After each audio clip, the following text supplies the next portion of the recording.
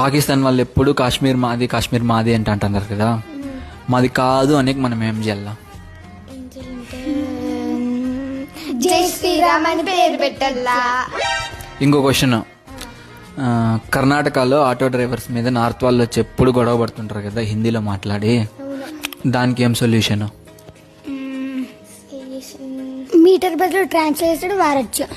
ಕರ್ನಾಟಕದಲ್ಲೇ ಕನ್ನಡಯೇ ಮಾತಾಡಬೇಕು. ట్రాన్స్లేటర్కి extra charge. ఇంకో క్వశ్చన్, ఒక అడవిలో ఒక పెద్ద ఎలిఫెంట్ ఉంది, దానికి ఇంజురీ అయింది. అప్పుడు అంబులెన్స్కి కాల్ చేసాము. కాల్ చేస్తే ఎలిఫెంట్ని అంబులెన్స్లో పెట్టినాము. అప్పుడు ఎలిఫెంట్ బరువు తట్టుకోలేక అంబులెన్స్ గట్టిగా అరిచింది. ఏమని అరిచింటుంది?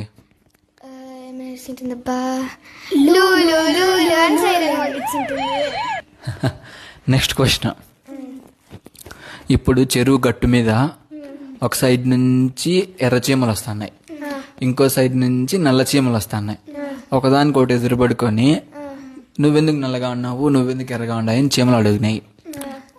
ఎందుకు అవి అట్లా ఉండొచ్చు? ఎందుకంటే నల్లవేమో అయ్యప్ప స్వామి మాలేసాయి, అయితే ఇంకెర్రవేమో భవానీ మాలేసింటాయి.